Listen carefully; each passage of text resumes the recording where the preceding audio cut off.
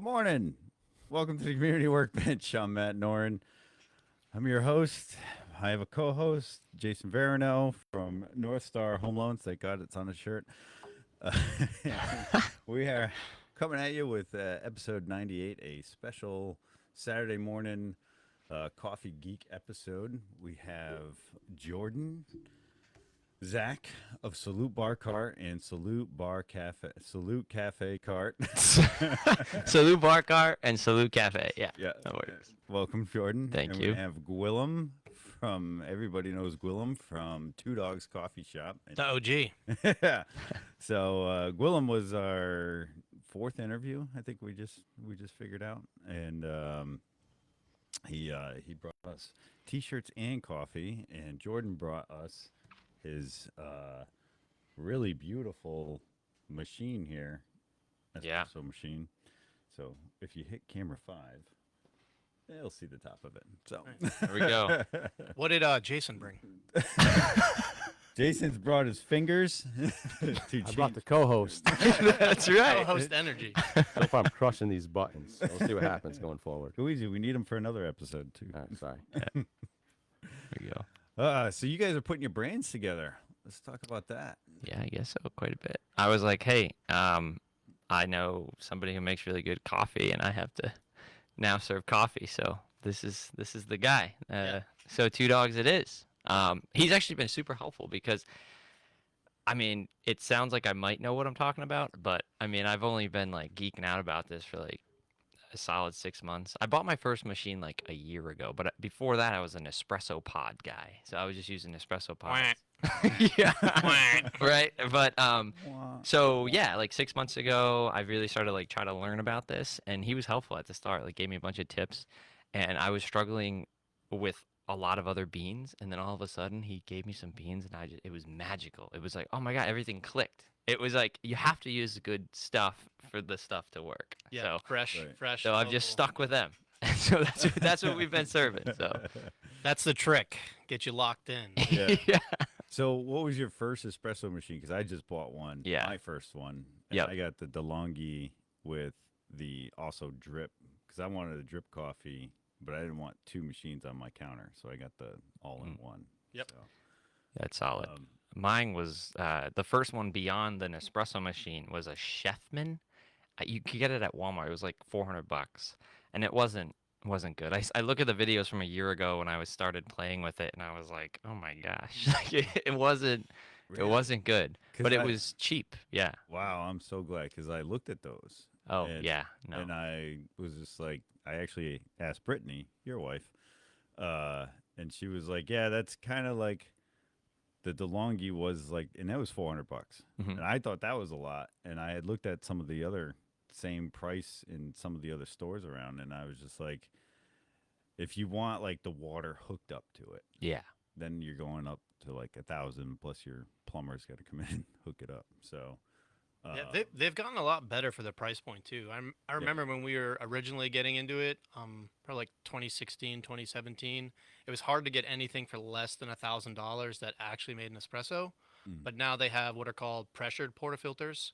So it's a portafilter like on the espresso machine, but it actually has like a spring in it that helps put pressure behind the lower priced entry level machines, so that you can get closer to like the 9 bars of PSI when you pull the shot. But like Breville's doing a really good job right now too. You can get into like $200, $300, $400 and get like a pretty decent shot out of it. well, the DeLonghi's 15 bars of pressure.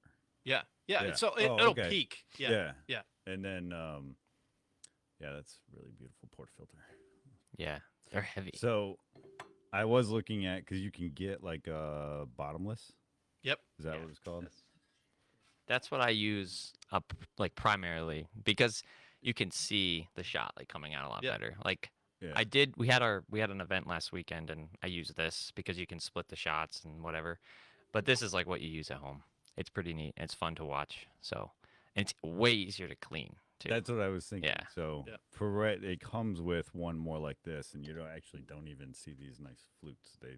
It's like all encased. Oh And, yeah, yeah, So, but yeah, cleaning wise, I would imagine the bottomless is much. yeah. Is that just it? Helps out. Just cleaning? It doesn't make it any bigger or You can change. Easier. You can change the baskets. So like depending on the coffee that you use and the type of shot that you want to make, they start at like 12 grams. You can go all the way up to like a 24, I think is the max. So you can change how much each of those baskets hold. Oh, especially with a bottomless, because you can just go Mhm. further down with it. Yeah. Okay. Yeah, mine has like scoop marks on it, so it's like a single shot or Huh. double shot, and then there's like a half shot one too. I've never used it, and I don't understand that. The double shot seems to be Yeah. what I always use, and that. Correct me if I'm wrong. I may have invented this, but I put this under it, Mhm. and then I just over pour a double shot, and it gives a pretty decent cup of coffee. It's not really a espresso anymore. Yeah. So you're making And it it's just not like an Americano. yeah, it's just like long. Yeah, it's just Yeah. like a long pour. And Yeah. it's not really an Americano either. So I So- like we were talking before we even kicked onto the podcast. I'm not a loyalist or a traditionalist when it comes to making coffee. However, it comes out and you enjoy it, that's what I want to happen. And that's the Yeah. same way we operate our shop too. I just want you guys to enjoy what you're drinking. Right. So people are figuring out new things all the time. There's ways you can pull shots over like frozen stainless steel ball basically that stops all of the oxidation happening when the espresso hits it, so it like sweetens up the flavor. You can get so nerdy, so weird with it. Yeah. But as long as you enjoy it, like that's the whole point, right? Nobody drinks Well- coffee because it sucks, right? Right, We drink it right. because we like it. Well, Yeah. and we want the caffeine too. Yeah, well, having so many double shots of espresso has kind of ruined me for like a regular cup of coffee. It's like not strong enough. But also the crema is like It's a my whole new thing. favorite thing. Yeah. And the more you pour in, the more crema you get. So Yep. like Yeah. you're just pulling it off the top that's the best part. First like, pulling the crema off the top. Gee, Yeah. why don't you break down the crema for the fans? Oh, the Yeah. crema? Yeah, so the crema is essentially when you roast coffee, it oxidizes and off gases, and part of that is the ability to pull the oils out of those beans when you make it. So that crema is really getting all of those oils out of that espresso shot. Yeah. You had to break that down for me at first because that's what I struggled with. I Yeah. couldn't get crema from Yeah. my shots at first. It was like, it was a mess. But then again, I used your beans. Yeah, It all yeah. clicked. Yeah, it's a freshness too. Like especially with espresso, it has to be fresh for you to be able to get that. And you'll probably notice, right? Like you have an old bag, you're like, oh, I'm gonna pull a shot or make a drink, and then you're not getting the crema, and you're trying to chase it. That's just basically like the beans are aging out past their like best flavor. Oh, okay. Yeah. Yeah. And don't be scared to mix it in too. Like that's like the traditional mouth. ways you, yeah, with your mouth. Watch- Yeah, well, you have the espresso shot, and then you mix that crema back into the cup. That's why we ever see like if you go to Italy or go to Europe, you'll have a saucer with your cup, and they always put a little spoon. You're like, well, what do I need the spoon for if I'm not gonna have any sugar or anything? Let's actually mix the crema in, create Huh. uniform distribution. Oh. Distribution, getting See, I technical. just like There it is. having the crema. Yeah, yeah, it's good too. It's like different. Yeah. so. And then the coffee, yeah, and it actually gets a little bit stronger as you get towards the bottom of Yep. the espresso shot. So. Yep. You ever had Turkish coffee? I have never had traditionally prepared Turkish coffee. No, I've never It's had that. Out of this Intense, world. right? Oh my gosh. Yeah. They do it in sand. So they have like this really hot sand. And it's almost like a mocha pot, right? Yeah. So they prepare it the same way, but they take this metal, I don't know what it's called, and they basically run it around in this hot sand, and that's what heats it up. I think I've seen starts to videos of boil. this. I posted some videos because I've had it every time I go to Mexico. There's a restaurant that does it, and it's surprisingly in Mexico, but Traditional Turkish Turkish coffee in traditional Mexico. Turkish Turkish coffee in Mexico by Mexicans, yes, but it's amazing, and it tastes really good. But when you get to the bottom, you can't drink it anymore because Yeah. it's that strong and potent. Like you throw it out. But they roast the bean in hot sand. No. So this is it's a ground. brewing method. Yeah. It's just the way they brew it. Like Oh. instead of an espresso machine, they put this thing. It's like a mocha pot. So I I've guess never I don't know u- what a mocha pot is. Can you explain it? Because I have never. It's a used pot one. that you make mocha out of. There you go. At It's a- what it's a- stage? yeah, Are it's we, a like two- at the cacao seed here. No. So a mocha pot is just the name of the company that designed it. It's basically like a metal container on top of a little metal container. In the bottom, you put water and your coffee. A almost double like, boiler. Yes. Espresso the bottom. Yeah, but very manual. Yeah. It's a simple way to make espresso. Yeah. Just And it that- boils it like right out of a tube in the center. So it's like closest to espresso without like the pressure, basically. Oh, okay. Yeah. Yeah, that's one thing we need to explore is having a method of making espresso when camping. Mm. You don't have electricity. AeroPress is the way to go. Yep. 100%. All right. I should have brought an They're AeroPress. online. Yeah, they're Yeah. really cool. Do you keep one on your bicycle? No, no. But that's what we use when we camp. We use a jet boil to boil the water. Yeah. You can boil water in like 30 seconds. Then you put it in your AeroPress. And AeroPress is super easy to clean because when you're done, the grounds are left in there and you just smack it and everything blasts out of it essentially.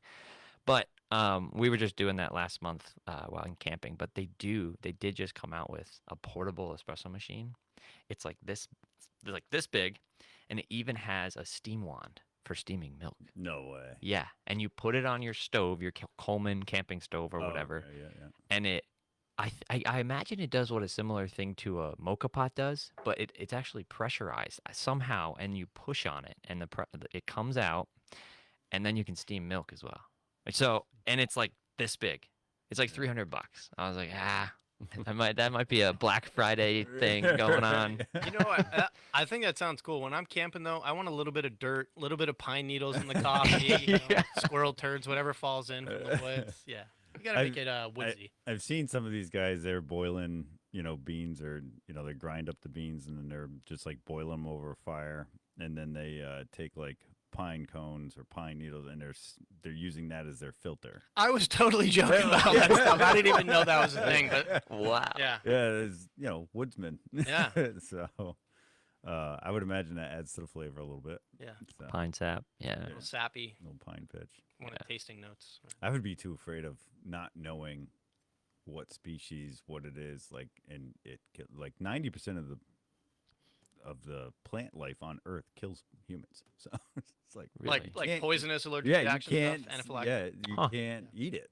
Like 90% of the plant life on Earth is like poisonous to So we'll just go with Jordan's method over here. Yeah. $300 though. Yeah. We'll get the AeroPress. $300 or die. Yeah. All right. You could also probably French press. I mean, it's the same, very similar thing. Yeah, but the AeroPress is like a little more efficient on the go, I guess, than a French Super press. compact. Yeah, and it's the AeroPress that I was using is like plastic. I'm sure they sell metal ones too. I'm weird about putting boiling water or hot water in plastic, but it's what you got to do when you're camping. Yeah, there's two critiques so far for me with the DeLonghi machine. Is the first one is the reservoir for the espresso, the water reservoir is plastic, and I'm like, and it's right next to the heat. Like, Yeah. and I just feel like that should have been metal. It should have been stainless. Leaching PFAs, I think that's what it is.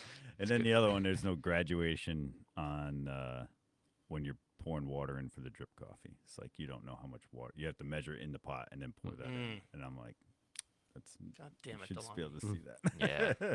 But other than that, it's a great machine. $400, Yeah. totally Definitely. worth it. I've definitely saved money not going to your place. But you buy his beans. Yeah. Maybe. I buy his beans, Yeah, oh, there you yeah. go. Nah, that's for okay. sure, No, for I sure. mean, we have an espresso machine at our house as well too, and we just leave that. It's a Rocket Apartamento, so like Italian made. We just leave it on our counter and just leave it on all day. So you get up in the morning and just grind, pull a shot. It's like the fastest way to make coffee. Yeah. So. Yeah, I not quite that quick, but it's comparable to putting in a pod when I make it as Don't say that espresso. word. Well, I'm saying get rid of the pod. Yeah, no, and get an yeah, the pod's espresso terrible. machine because it's that's why I do the overpour for a full cup of coffee. Yeah. And it's not. I'm only grinding and using the ground, the beans that Yeah. you're using for that one pot. That's everybody's thing is like, oh, you're not making a full pot and not drinking it. Which Yeah, not wasting. Right. So when you do an espresso, and for me, just doing a long pour to make a full coffee cup, then you don't waste the beans and you're not doing it Yeah. from a plastic pot. Yeah, I think espresso is a super efficient way to make coffee. Most people think at home like, oh, I gotta wait it warm up and do all these other steps, but most machines they're better if you leave them on because you think it's getting over 200 degrees, so it's expanding, and then you turn it off, then it contracts and expands, contracts, expands. That's where you get all leaks and stuff starts breaking down. I changed the switch on our Apartamento once. I think we got it in 21, and it's basically on every day. So Yeah, mine is and some of them are going to be this way. They have automatic shut off. Yeah. Because they're afraid of fires and stuff. So if you turn mine on and you don't make a coffee within a certain amount of time, I don't know what it is, but it shuts itself off. If you make a coffee and then leave it on, it'll stay on. It's weird. So make a coffee, let it stay on. Right. And then it's But- always warm when you need it. Right? Which is fine. It's just weird that it has that shut off to a certain, like, oh, you turned it on by accident is basically what it thinks. Yeah. So, but yeah, you go to turn it on, heat it up in the morning, and then you don't get back to it quite yet. Kind of like this morning, we're still not drinking coffee. Let's go. Let's We're do gonna have it. some coffee, Jordan, or what? All right, let's go. Fire this thing up. So, you got any big plans for the coffee shop? Anything coming up? Any events? Yeah. Oh, so coffee events in general for the whole Clark coffee business conundrum. So right now we're the Brooklyn Fairgrounds, so the Brooklyn agricultural event that's there. So nice. like there's gonna other bunch of vendors, that sort of stuff. And then in October, We while we're really trying- didn't think this through. in October we're gonna be at Rosen Park for fine arts, and we're gonna be doing coffee there as well too. Oh, nice. Yeah. Yeah. Yeah, and then on the shop side, we were just talking about before, but we're hunting for a roastery location. Yeah. We really want to expand that. We're getting more business in now, and it would just be much easier for us to be able to store larger volumes of coffee, and then in turn, then we can bring better pricing, or maintain, I should say, pricing for our customers as well too, because the coffee world recently has been totally crazy. Yeah. We had tariff impact, growth problems, where their yield is just down because of the weather, like mold, wow. that sort of stuff. Yeah. So coffee prices have gone up, and we're trying super hard to maintain ours, so we don't have to push that back on the customer, which is what we don't want to do. Gotcha. Yeah. Yeah. Yeah, I've noticed all coffee prices have gone up. Yeah. Pretty much. The Brazilian beans, I think it was the Brazilian beans, have gone up 100% in cost since 22. Gotcha. Now, your Brazilian beans, what do you roast those to? It all depends, and we use them in a couple different roasts as well too. Okay, so you don't have a specific bean for a specific roast. Oh no, we do, but we Okay. use Brazilian or a different type of Brazilian in different roasts, so different temperatures there. And then we roast most of our coffees, Colombian, Brazilian, and then rotating Ethiopian. Our espresso is 3 continents, so we get coffee from Indonesia, South America, and from Africa to make that blend for our espresso, Nice. and then all different temps there, which is like super interesting even for me as a coffee roaster. I recently went to Minneapolis to Mill City Roasters. They're the largest American manufacturer of coffee roasting equipment here in the U.S., and they just recently brought more manufacturing back to the U.S., which is really cool. I Yeah. got to see some of that there. I took a week-long roasting class. Is their Roasting 101, which is more like a fundamentals, but I'd never been formally trained. I only basically taught myself. So I was like, okay, in my full-time job, I practice learning the fundamentals to get good at the more difficult stuff. So I went there, took a class for a couple weeks. We went through all roasting fundamentals and some advanced stuff as well too, and really enjoyed that. So we're looking to purchase one of their roasters, one of their 10 kilos, to expand our capacity because we're being asked to, by demand and by our customers. But it's super fun. Learned a lot there. The tasting class was really cool. The sensory development is really cool. Just trying to Sensory- upskill. Yeah. Sensory development. Talk to me a little bit about that, because Yeah. the newer coffees I've been having, or the local coffees I've been Mhm. having the last 2 years, definitely ruined me for big Yes. corporate coffees. Good job, us.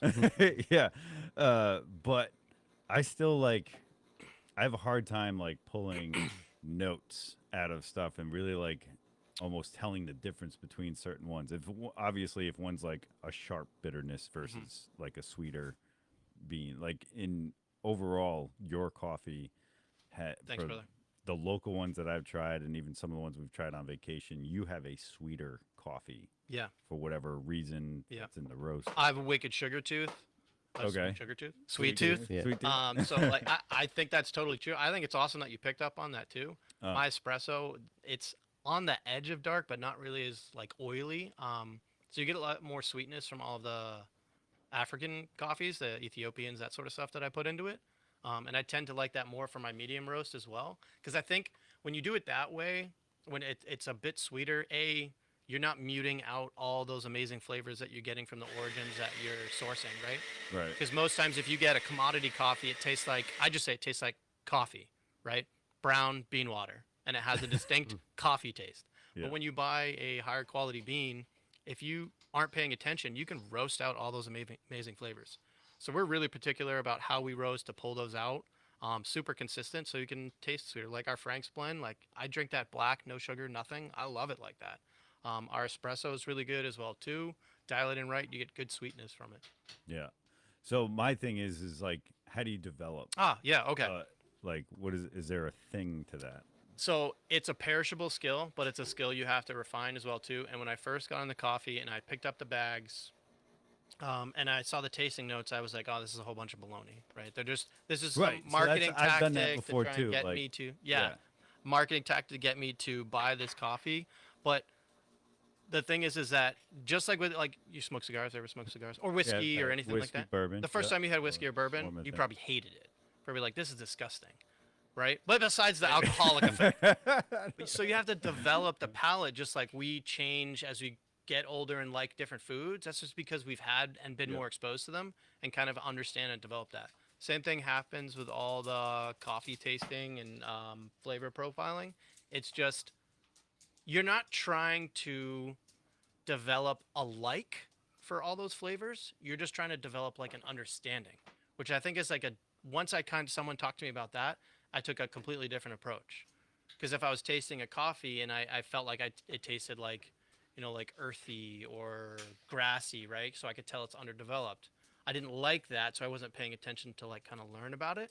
But then once I understood that I want to learn and develop that flavor palette so I can differentiate that, now I can understand, when you learn some of those flavor notes, you can kind of figure out where the coffee's from, how they roasted it, if it's roasted well or developed enough, right? So if you ever have a coffee and you get a very like tinny metallic taste, right? They didn't roast Yeah. it correctly. Or Oh, really? if you get a real grassy, almost like hay kind of like scent to it, well, it's underdeveloped. They didn't use enough development time when they're roasting the coffee, so those flavors didn't come out. If you pick up a bag and it says Ethiopian and it's not sweet, fruity, or floral, they roasted it wrong. Right? They basically cooked off all of that flavor. And you're only going to know that if you develop the palate and the flavor and understand the flavor profiles of like, hey, I roasted this the way I wanted to. And it's a 1 degree, one Yeah. more minute, 30 more seconds can change all of that stuff. Oh, okay. Yeah. Yeah, that makes sense. Have you ever thought of doing something at the shop where you can taste and say, this is this taste, this is that taste because of this bean? Because I love the coffee, but I don't know what I love. Right. That's kind of what I was getting at with Yeah. the. So Jason, yeah, no, we had a couple in class a couple weeks back where we had people come in and we did like a entry class to flavor profiling coffees. So we brought in a bunch of our coffee. We actually brought in some coffee that we didn't roast from a. I think we're on the start of that right now. Yeah. Jordan, what are we about to drink? This is the espresso bark, prepared on a heat exchanger, made in Italy. This is a pretty cool machine. It took me a very long time to learn how to use it though. So what do you think, Willem? Oh, that's It's pretty good. weird serving you your own beans on my equipment. No, I think it's good. Okay. Yeah. Because again, every time you move a machine, even like in the mornings, like at your shop, you guys have to like pull a few shots every morning to kind of dial in. Yeah, and we'll check it like throughout the day and stuff. Yeah, which we pulled a couple shots before we started, but I mean maybe Matt's is the best because the way it works, you were the last one Oh, I served. So sometimes it takes a little bit to. you want us to rotate now? Yeah, go ahead. Yeah. I don't know. It's delicious. No, I think it's good. All right, cool. I mean, Now, would this you- is the best coffee I've ever had in my life. Yeah, that's right. Everybody, make sure the brand is on the outside of your cup. There you go. Yeah, preparing espresso is very involved. Yeah, there you go. It's a super involved process that I was not expecting, and it's been a lot of fun, like learning about it. It was a lot of YouTube videos and just like online like master classes, but like I enjoyed it, so I like Yeah. retained a lot of the information. But Yeah. there's so many tools. It's crazy. It's Yeah. the thing that I found out when we So Britt and I used to like go to coffee shops and we get like lattes or whatever. We weren't really thinking about it, and then we started like, okay, let's try a pour over, let's try a French press, let's try just straight espresso shots. Once you start learning and getting into it, and you realize like how much there is there in terms of what's in the coffee world, it's crazy. Where you source the beans, the size of the beans, the moisture content, how you roast it, how long you roast it, how dark it gets, right? What the grower has done in terms of like fermenting or preparing the beans before you even roast it. Then you're brewing, and there's like 100 different brew methods. And then there's what you add to the coffee. Do you add milk? Do you add alternative milk? Do you add syrups? Do you add sugar? Lemon is really traditional as well too. You put a little lemon on the rim when you have an Never had espresso that. shot. Yeah. So there's all different sorts of things. It gets crazy. So, Well, one of my most favorite that I found a few months ago was called an affogato. yes. Oh yeah. Yeah. The traditionally it's supposed to be a French vanilla or a vanilla gelato, not Yep. French vanilla. I keep saying that because we get French vanilla ice cream. That's all they Yeah, yeah, have yeah. around here. But if you can find a good Italian vanilla gelato, you line. I make it a frozen bowl. Mhm. You line a frozen bowl with it and then pour an espresso shot in there. It's really so good. Yeah. So, yeah, there's so many ways. And the other thing about like a light roast, I always thought I'm a dark roast guy because they don't have enough flavor. But if you do a light roast in a drip or a pour over, I feel like you're not doing it any justice. I feel like it has to be French press or espresso or something that pulls more flavor out of it. Yeah, you're talking about extraction time, or like how long the coffee is exposed to water at what temp for. Yeah, Right. that does change it a lot. What you get on the other end. Yeah, I feel like a French press light roast is something like way more flavorful than anything you get when you get a light roast at a coffee shop or something like that, where it's just a drip coffee. I think the reason, in like the nicest way possible, the reason why it turns out well in a French press is that they're pretty dummy proof because the coffee is in the water the whole time, right? Like you can get longer extraction time just because it's sitting in boiling water, well, sub-boiling water for an extended period. When you do a pour over, there's definitely a technique involved in terms of how you pour the water in, the time that you pour the water in, the temp of the water. And there's even like a whole washing protocol as you're done at the end of the brew to make sure you're extracting all of those compounds and flavors in. So it's much harder from a pour over, but I love French press. I tell French everyone press like, is good. when we used to go to markets a lot, people, at first I never ground the coffee because I thought it was sacrilegious, and then customers wanted it ground, and then I gave in because I'm weak, I guess. But they would go, oh, how do you prepare it? I was like, oh, this is our espresso brand. They're like, oh, I don't want to buy an espresso machine. I go to Walmart, $20 French press, $20 peanut grinder. That's the best way to have it. You can make $100 cup of coffee with a French press, in my opinion. We just switched to it thanks Yeah, to you. I love it. Yeah. Lindsay wanted to get rid of all the microplastics, so we had the Keurig. And so I texted G and I was like, Oh my "Hey, goodness. what do I do here? How do we?" Sorry, I invited him, guys. How do we get that, I didn't know he He was is that. converted. I am. I love the French press. No plastics. It's great. right. Like, Yeah. so G's like, "Yeah, get a French press." How does it work? Like you said, it's pretty dummy proof.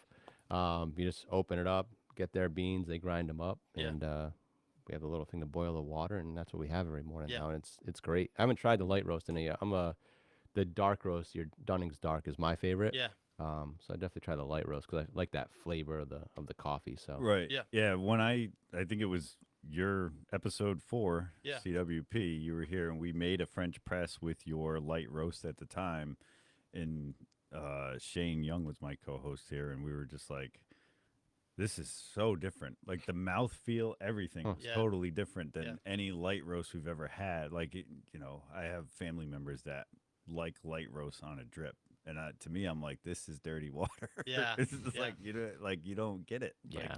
Yeah, I think And it- there's like two worlds of coffee. There's, the commodity based stuff, like you're gonna go to Walmart, buy a bag, it says light, medium, dark. And to me, that type of coffee that you're buying is like light, medium, or dark intensity.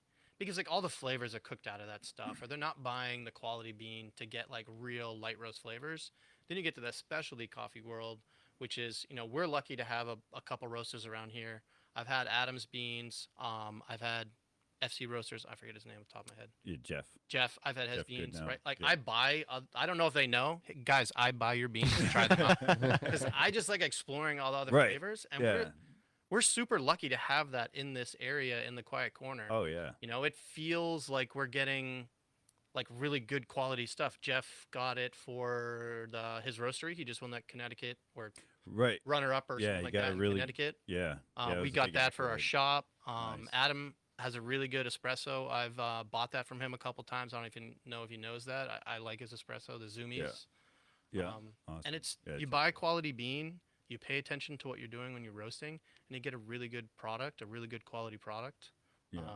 I love the light roast because they're just weird, right? The first time I had a single origin Ethiopian, naturally processed, a higher grade one, I bought a high cup score 85 from the producer, and it tasted like a cup of blueberries. It was so intense. There is some things, unfortunately, going on in Africa right now, specifically in Ethiopia, where the government isn't getting involved in buying coffee farms and like intermingling these coffees. So we're losing some of these really unique flavors. So if you see the light roast now, it sounds crazy, but buy them, try them out because some of those flavors could be gone in a couple years. Wow. But I love exploring that stuff. And we were talking about that before.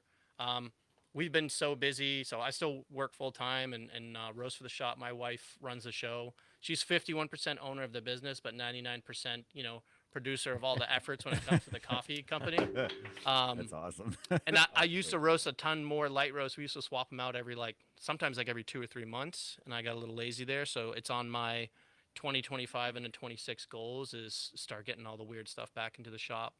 We have a couple customers, regulars that come in that buy our light roasts, and they've asked for some stuff. And I sometimes I give stuff away to them so they can like try it out. But I'm just gonna start doing more of that. Our Franks is kind of dialed in. We love our Franks. Yeah. I really like our espresso blend where it is right now. Now I want to get some weirder stuff into northeastern Connecticut. You were talking about other local roasters. Yeah. In Norwich, there's Craftsman.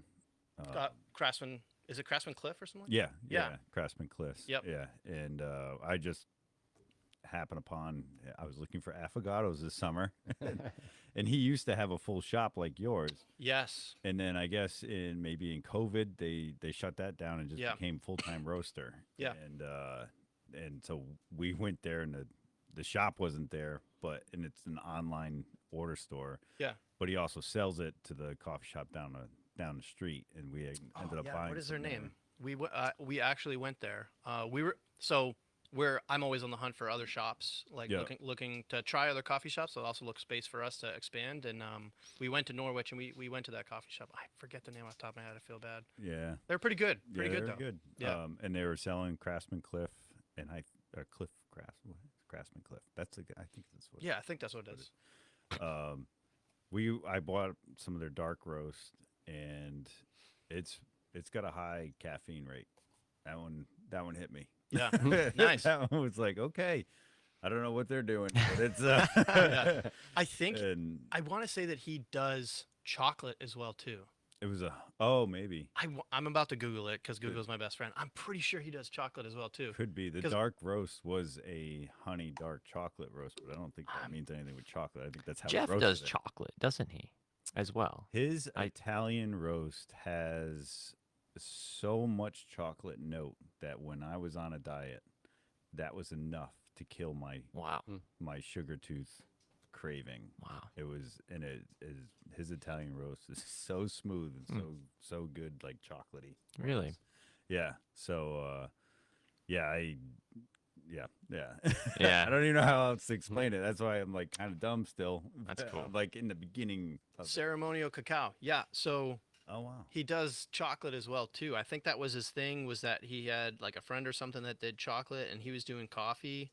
He had a shop and just got into doing, because they're super similar. Like a coffee bean and a chocolate, where you get the chocolate cacao. They're very similar. They have the mucilage, like what is it?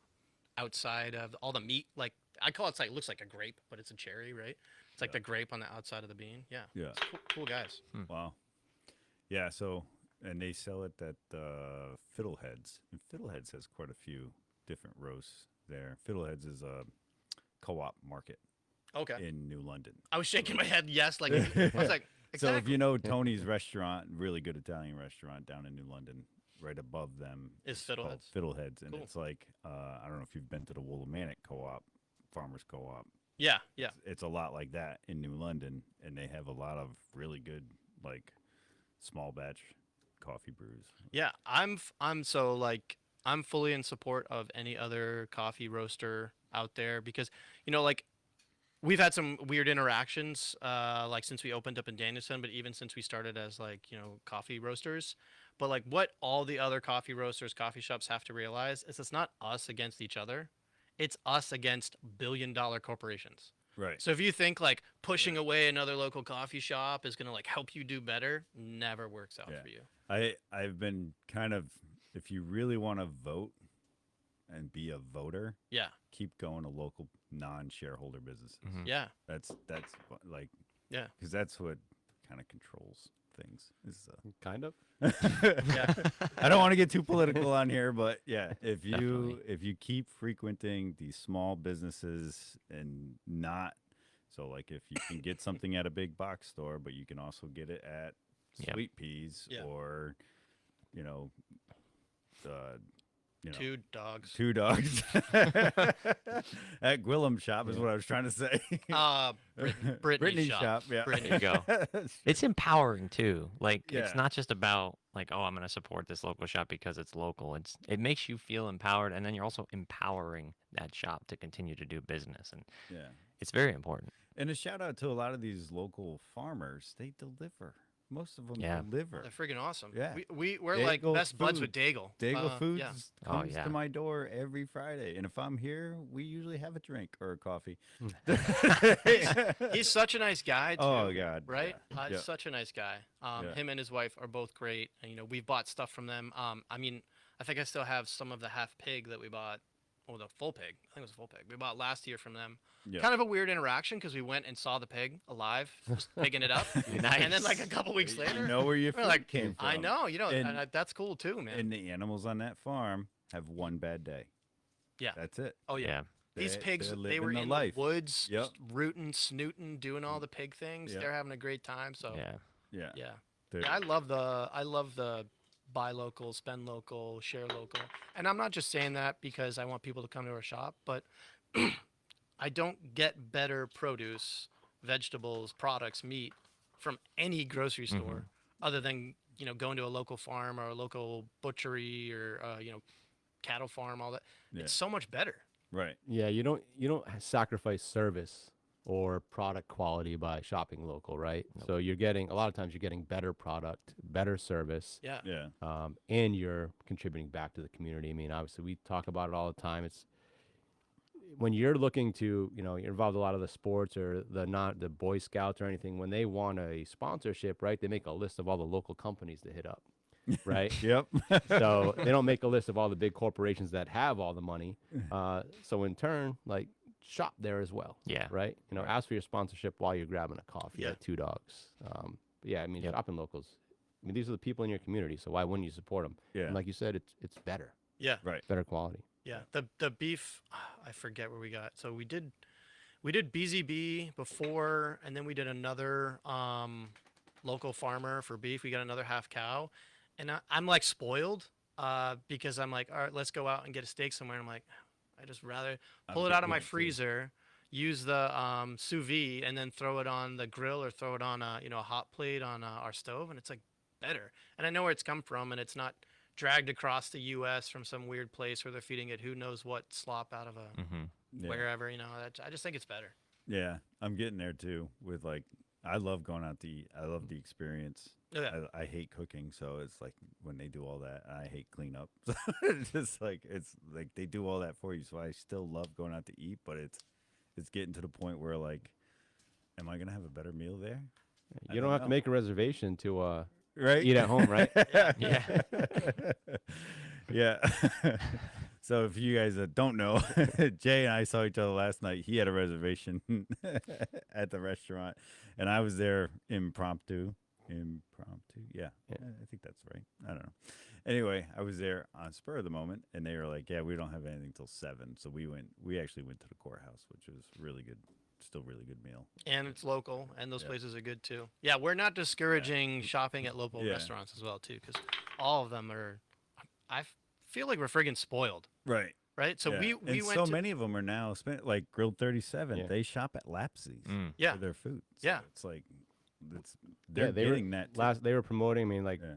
speaking of your affogato, right there, dessert Main Street Gelato is there at Grill 37. So a lot of them do source from other local Main Street Gelato. is so good. businesses. It is good. I know we need to get that collab going. And get affogato and So stuff. good, So, man. Oh, there you Sylvie, go. Jared, if you're listening, we're here for like another 40 minutes. We'll drink down You know, gelato. I feel bad that they had that thing go down on Main Street, and they had to be closed up for a while, and they were doing some like catering, macarons, whatever you call them. But man, I lost like 5 or 10 pounds when they were closed for a bit. I used to go there literally every day. I'm like, babe, I just gotta stop real quick, get a couple pints of their Yeah. dairy-free stuff. Oh my god, so I good. tried to get him to come downtown with us. but yeah, so maybe. the next location. Maybe the next Yeah. location. Yeah. See what happens. Yeah, Main kudos Street. to you for you bought the building and you big promotion of get your business down to Main Street and stuff like that. And you got the shop in. It was your 5-year plan, and Jay was like, yeah, maybe a 5-month plan. Yeah, we did it. We didn't. I think from like we negotiated with this guy, tough negotiator.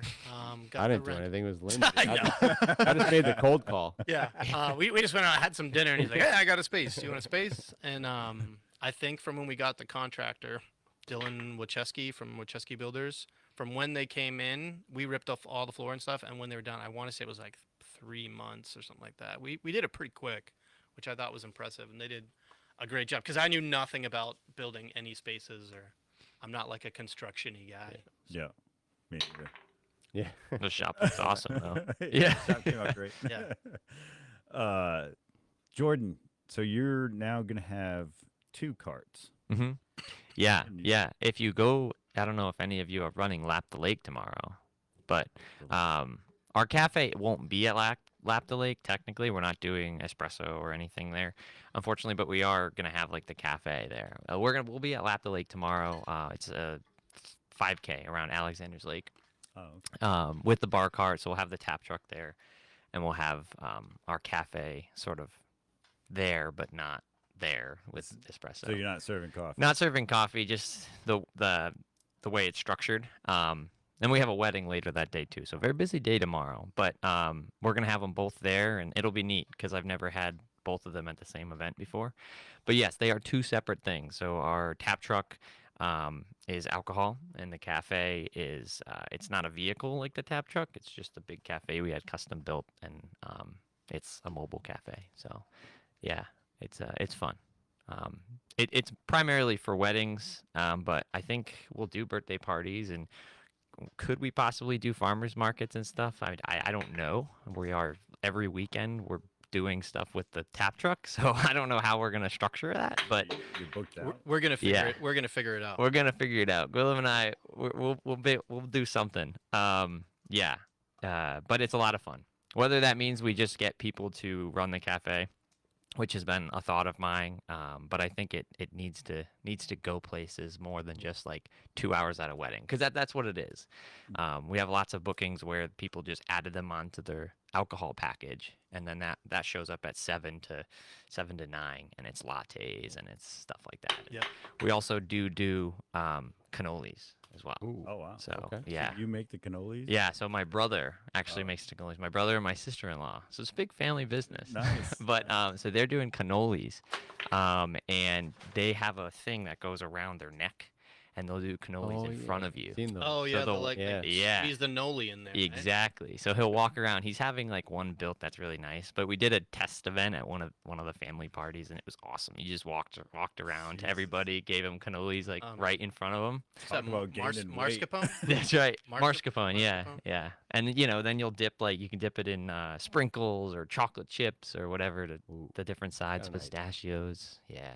you guys should look at Taste of the Towns for chamber. I don't know if we have room, but that'd be pretty cool. You just want the Yeah. cannolis there. Have you walking around with the cannoli? Yeah, that would be that'd be pretty a Are great. really you a nice judge touch. at this event? No, this is our chamber event coming up. A bunch of local restaurants coming, and they just taste. They all bring a different different food, and it's Yeah. it's at the mansion. I think the cannolis would be cool. I think you guys are coming.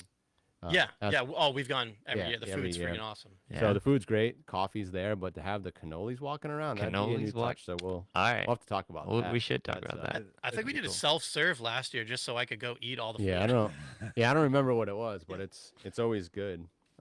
Yeah. Definitely, we got to talk about that. That's right. You're like right in the middle of your presidency. Coming down to the end. Oh, you're coming down to the end. Yeah, now. January will be Man, it. time So flies. Oh, wow. it goes by fast. So you were Chamber of Commerce, Northeast Chamber of Commerce president for a year? 2 Yeah, years? it's 1 year. It's Oh, a it's 1 year term. Yep. Okay. Well, thank you for that because that's a big undertaking. A lot of people don't realize like all these different KBA, PBA, like the time. Yeah, and Chamber's legit. stuff that 23 you do. towns. It's crazy. The amount of ribbon cuttings and stuff over 23 towns, and it's pretty wild. It's Wow. cool though. I was gonna ask, what are the stats? What are your stats for ribbon cuttings? You've been tracking that? No, there's a lot. I think there were like 5 this month. 5 this Yeah. wow. So it is Yeah. like I was gonna ask like 1 a week kind of thing. Yeah, last year, Joe Carlone is our president. He went Runs crazy. Line Master Switch, and I think he set the record of like 66 ribbon cuttings or Oh, something yeah. crazy Wow. like that. So I don't want to come anywhere close to that. So Come on, that means Okay, we got to pump those numbers up. Yeah, We right. got to pump those numbers up. think about that. 60 ribbon cuttings in one presidency 1 year. yeah, Like the 60 entrepreneur, businesses. Yeah. the American entrepreneur is alive and well in Northeast. well, that's what Lindsay and I were talking about the Yeah, other night. it's Like like- the amount of ribbon cuttings that we've had are incredible. I mean, these are, and most of them are new businesses. Sometimes it's a business that is, reopening or whatever. Like we did one last year in our building, right? So Two Dogs opened. So they were a new business, but Kayla at her salon, Limelight, and the smoke shop for her husband in North Star, we've all been open, but it was kind of like a reopening in a new building. So we did 4 ribbon cuttings. Yeah. Wow. right. So well, it's you like- guys didn't do a ribbon cutting, We never did one at the beginning. Yeah. right? So Yeah, it's, we didn't know. We were just it's trying to like- get the business going. So, We did our ribbon cutting pretty late. It was like a year and a half in. yeah. Yeah. Yeah, I we- remember that. We did it It over. was at Evergreen Yeah, Farms. at Evergreen. Yeah, that was cool. That's Yeah, awesome. that's a neat thing. You get that plaque. At least for KBA. I remember I got a plaque. That's hanging in my office. So Yeah. it's neat. Yeah, I'll give a It's cool. chamber does the same thing. Nice. Plaque and put it out there. So I think the chamber's been really good for us. We got introduced to that and then met you guys there. Yep. Met Joe, the Zahanskis, Reynolds Electric, yeah, Jenna. We met all them. John Yeah, all Jenna, the- John JG Jenna. Creations. He's freaking awesome. the Yeah. local ones are great, like KBA, PBA, Did he make these? BBA. Yes. They're all great. You have that like tight knit within that within that community. But Chambers is a little different because it's 23 towns, so you're kind of traveling around for these different events, and you're really getting a bigger spread of business. Yeah. So like if you want to like take the networking up a bit to meet more people, like Chambers 100, 150 people every event, which is cool. Yeah. Which is Yeah. obviously how we connected. Yeah. No, it's been really good. but- Yeah, shout out to JG Creations. Almost every time he walks in the studio, he walks in with gifts that he's engraved. He loves all the lasers. He's got Yeah. all the lasers Yeah, going on he now, loves right? the Yeah. laser beam. Lasers. So, and he's again another one. He's very active in the Brooklyn Business Association. He's the Scoutmaster for Troop 44. Yeah. And that I don't say lightly. He has done a lot of so many hours with Troop 44, and having gone through, because true, kids get older and they cycle through, and that, like the parents, you don't always fill every position that the troop Yeah. needs. There's a Yeah. quartermaster, there's a committee chair, there's a bunch of positions that can be filled by anybody in the community, really, Yeah. as long as they're YPT trained and they get trained on their position. But the Scoutmaster kind of shoulders any holes that aren't there, For sure. and he is so knowledgeable about the whole thing. So it does fall on his shoulders, and he just grit and bared it for years. And we're getting back to a more full capacity where we've been filling the positions and getting stuff off his shoulders, and Yeah. so you can still enjoy scouts while you're doing scouts with your kids, because that's the Yep. whole point, is to have that time with your kids. Yeah, we talked a little bit about scouts before, but I grew up fully ingrained in scouts. In Canada, I started out I was a beaver That's what they call it. Instead of a tiger cub, it's called beaver. So I started all the way Oh, wow. down as like a little pup. But I remember our scoutmaster when I first got into a troop at like 12 or something like that. His sons were just finishing, and he stayed on for another like 4 years, Wow. which is a big ask too, because it's like you get into scouts. Like, let's be honest, you get into scouts Yeah. because your kids are gonna get in it. You want to give them activity, you want that community. But when they're done, now it's like I still have kids, I still have a family, but I'm going to continue to go to that troop and help support them Mhm. and these other kids. And I remember when my dad did it too, he was a scoutmaster as I was kind of getting out for a bit. And the rest of the troop kind of becomes your family too. I still, Oh, yeah. like, I just connected with a scout who was like 3-4 years my junior that I helped like bring up through the scouts just recently, just reaching out to them. And a lot of them Yeah. are still my buddies. It becomes like an extended family at the troop level for sure. I loved all that stuff. Yeah, yeah, it's wild. It's kind of like having a sports team with a really deep bench because Yeah. people stay on so long Mm. Yeah. with, and you think about like June Norcross, Webster Scout Reservation Camp, in Ashford. They have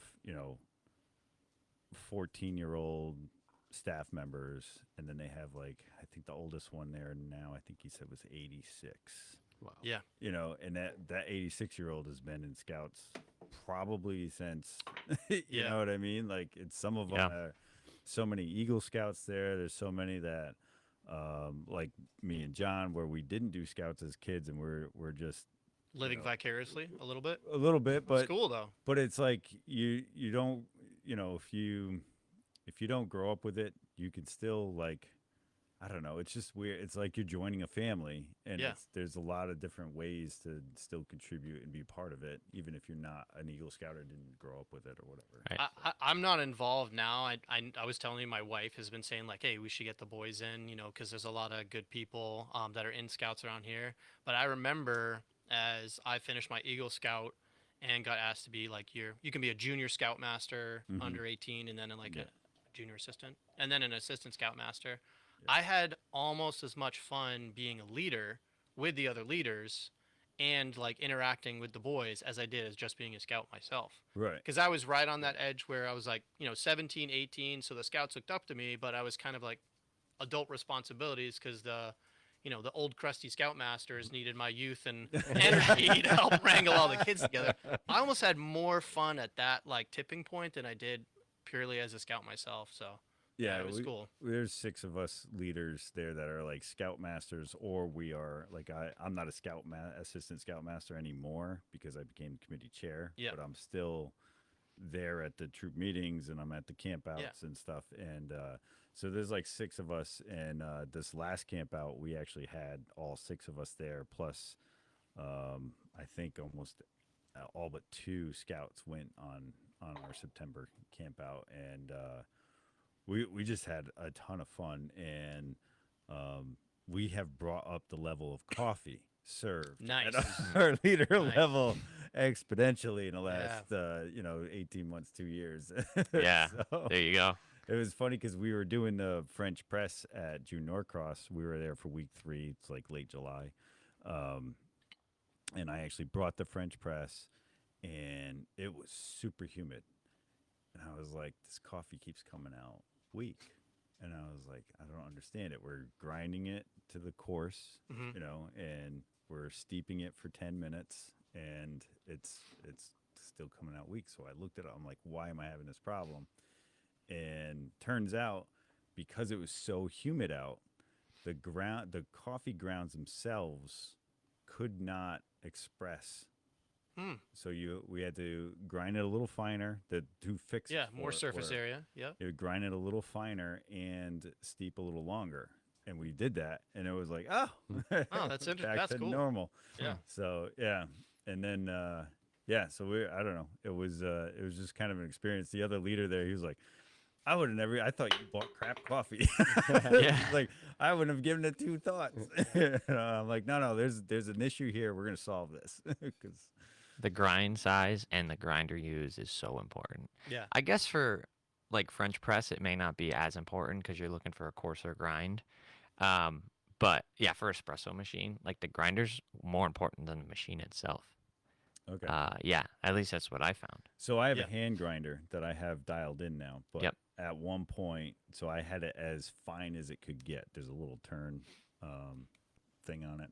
I don't know what you Okay, call it, yeah, but yeah. You Like turn the it, burrs, it just yeah, you them basically fine. turn it to the right and it dials it all the way in. Yep. And then it gets you as fine. So when you grind it that fine, it clogs the machine. Oh my It gosh. won't push through. Yeah. And let me tell you, if you ever do that and you try to take the portafilter off, Oh, it just had all the pressure built Careful. up. yeah. Yeah.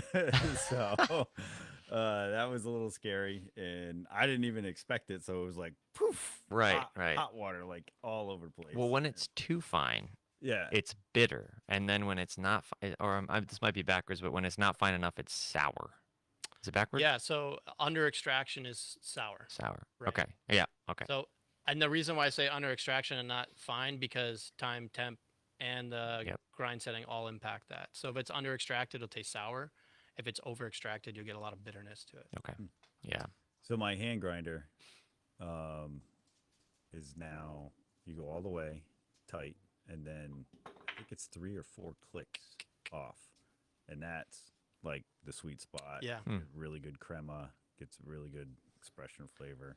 It's So all that stuff's so interesting. Before I was like roasting, and even after I got onto roasting, I'd like to try different espressos, and you have to dial in every one.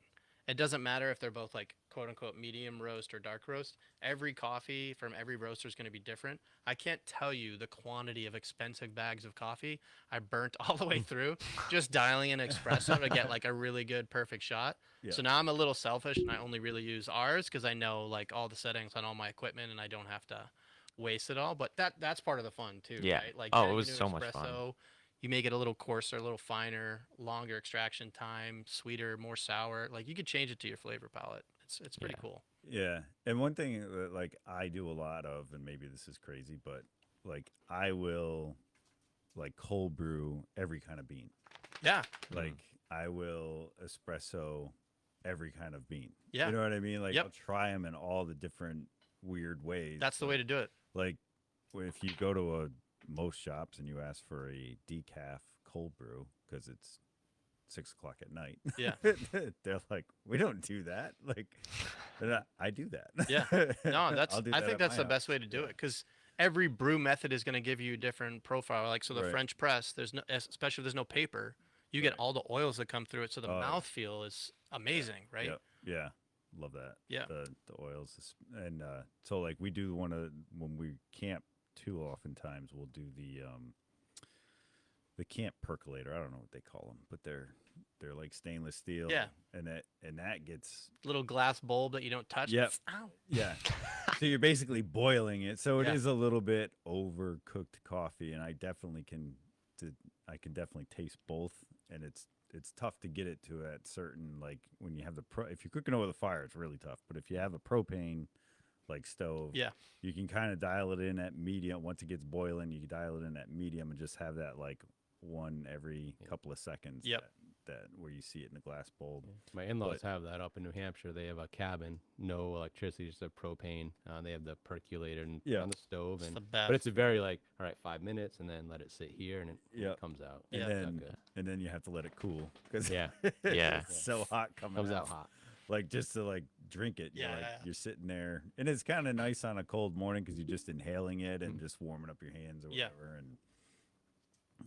and then it gives you more of that like, okay, slow down, don't just burn your mouth. Yeah. Just No, but sometimes you know, talk like, a little bit, hang out with people, have an experience Yeah. rather than just having a cup of coffee. sometimes though coffee is fuel as well too, right? So Right. like you know I go both ends of the spectrum when it comes to coffee. Like at my work, at my full-time job, we have a coffee machine there, and it is disgusting. But sometimes you just need a little caffeine, so I'm not gonna hate, right? The coffee's available. Put a little milk They don't in have it. 2 dogs over there. Nah, you know, there was a funny conversation about that, and I talked to someone in the company that asked me about that, and I said, look, I would love to do that because I see the volume of coffee these 250 people drink every day, but I don't want to like commingle that and any conflict of interest make anything weird because I really do enjoy my full-time job, I just Yeah. don't really enjoy the commute as much because about an hour 20. So like, That gives you plenty of time To think. listen to Yeah. Oh my- podcasts. yeah. To listen to podcasts. yeah, Conflict of interest is so real, and it's great to hear you struggle with that too. Like beyond Salute, there's other things that we do. Recently came on as a partner as an advisory firm, and we're helping small businesses, and that's I think it's a total conflict of interest with my full-time job. yeah. But nobody from my full-time job is going to listen to this podcast because I am very distant from them on social media, so it's okay. But it's an issue, and Yeah. I had an employer once. I used to own an outdoor clothing company, and I sold outdoor clothes online, and I worked for an outdoor brand, Yeah. Cannondale. I worked for an outdoor bike company, and on their marketing team. So I was doing this. It was 100% a conflict of interest, and the general manager set up a meeting with me like 6 months into me running this business, and he was just like, you gotta get this, you gotta shut this down. I'm sorry. Yeah.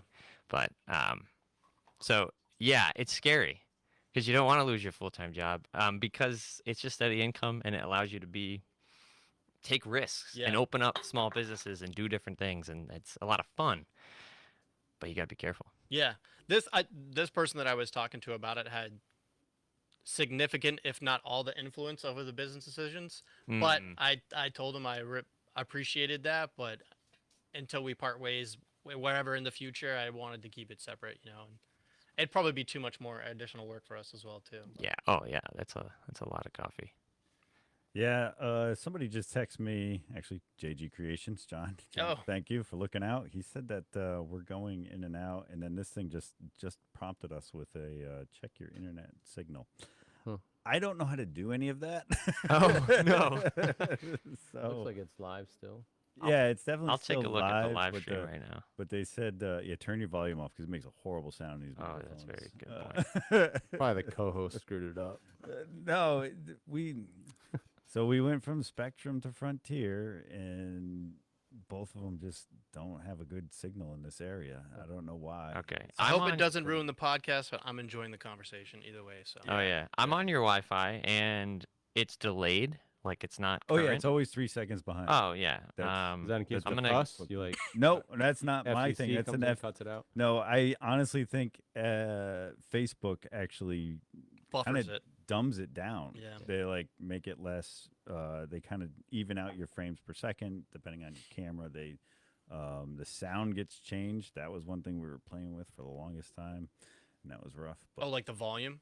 yeah, so Yeah. like and then the coloring too. So if you'll notice on my slide when I read on Facebook, it's like an off-white, like a creamy white or whatever, but it's as white as this paper on our screen, you know, but when it's on Facebook, it's like this off color. So I don't know. It's just it takes those 3 seconds to reformat it in certain ways with video and audio for whatever reason. But no, nobody's bleeping anything. We are live, and there's no edit. We're a little So- we're a little over an hour in. We've only had one shot of espresso. Let's go each, for Yeah, I So- thought Yeah. that was a little Should weird. we? Yeah. Jordan, you had some What do brown we think? sugar thing you were talking Let's about? do or- let's do a Freddo espresso. So Yes, this is definitely. it's with brown sugar.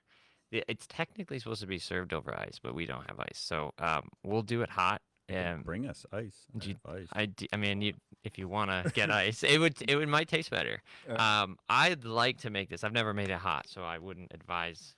All right, that making means it you hot. two have to vamp while we're doing stuff. We There you got- go. We got that. All right. Yeah. Everyone can hear that. You hear wanna- that grinder? What do you got? We could talk about like oh, there you go. Talk about home loans. No one wants to talk about home loans. So Go I ahead. was loaning. Tell me I about was it. loaning a bunch of loans the other day. Tell me about that. Coffee's way better than loans. But we could go through like the step by step of preparing an Yeah. espresso. Yes. You go by how like if you like coffee a lot and you want to take equity out of your house, you can get a lot of coffee with all that equity in your house. Yes. Tell me about. I know about that. That's great. I mean, while we're here, why don't we go into the collaboration of you two here? I know Yeah. Coffee Cart was kind of like on your runway at one point, like maybe down the road, and then Jordan has his Salute Bar Cart, and now this collab here. Do you guys we talked about the markets. You guys do markets, and Jordan's talking about maybe doing markets. Would you have Salute Cafe come set up Yeah. next to you to taste your coffee? To buy your I coffee? told Jordan that we need to set up some time to go play some golf so we can talk about all these different opportunities. But I think ultimately what happened is, I think Britt met Jordan and Salute Bar Cart first. Then we met Jordan. Then he came to the shop. Then he had some coffee, enjoyed the coffee. And all that time, everyone at his events was basically like, when are you going to do a coffee cart? When are you going to do a coffee cart? And Britt and I are working about 2,000 hours a week. Yep. So we got behind on launching any of ours. And a man with some initiative launched a coffee cart called Salute This guy has Cafe. a lot of initiative. I can tell you that. But yeah, no, we're supporting him when it comes to coffee. You know, him and I shoot the shit sometimes talking about coffee equipment, and like dialing that stuff in. But I think there's opportunity for us, depending on what our bandwidth is, to expand what we want to do in terms of coffee carts and coffee support and that sort of stuff going forward. There's definitely a market for it here in the northeast corner. And I think the other important thing is, you know, the attitude and approach to doing those type of events. We've seen Jordan and his team, which I think is all family, work the. We have like we've got like 4 people who aren't family. Oh, Actually, there you go. Yeah, Yeah. so we've got like 6 people who work for us, and Yeah. 2 are family. Yeah. So we're all for working with people that, you know, care about what they do and care about their business and their approach to it. And we've seen them run the Salute Bar Cart, and they do a fantastic job. So I think my goal is support him however possible in terms of coffee. Yeah. And if we can collaborate on some stuff or expansion, we have some opportunities to do that as well too. Yeah, I can kind of see like you guys do the markets already, so you're set up with your booth. Yeah. Cafes on the side actually serving that coffee. We're at one literally right Keep it now. profitable. Riley is running a booth for us at the Brooklyn Fairground for the agricultural day, doing cold brew and hot coffees and that sort of stuff as well too. This guy's cold brew is out of this world. Oh, yeah, Have love it. Oh, yeah, He yeah, gave yeah, me his yeah. cold brew concentrate the other day. Wow. So Yeah. I love his cold brew. We're still waiting for the tap to run upstairs to our office. Yes. We got to work on that. I set him up with T to get a little keg so we can get it funneled all the way up to our office. But Yeah. we're still working on That's that. the way to do it. We're gonna get it done. Yeah. So we applied. Oh, speaking of that, expansion and growth, we just went through and applied some for some grants. Score, I think it's Score. Yep. And another one in the Connecticut area. So we're looking to get some support there, and you know, finally with some help of some good bookkeeping, close out all our taxes through 24 into 25. Turned out pretty well for us. So we've got some expansion coming and growth coming, and we're getting, you know, it's a good sign for us that we have to keep growing because our customer support in Danielson is fantastic. Yeah, for sure. We have a lot of really good people there. Our baristas are all fantastic. If you haven't been in on odd days and met all of them, but you know, Riley's there. Brittany, we call Library Brit. She works down the street at the library as well too. She's fantastic. Riley, number 2, one of our newer baristas. Meredith, Avery, Fallon, Jill, Grace, and I think that's all of them. Yeah, no, they're all great. Every time we go in there, Yeah. they're great. Yeah, they got, I mean, great suggestions when you don't know what you want. Yeah. That kind of stuff. I pan this camera back, watch Jordan, and Yeah. this way, right behind it. There you go. The idea here. Yeah, there you go.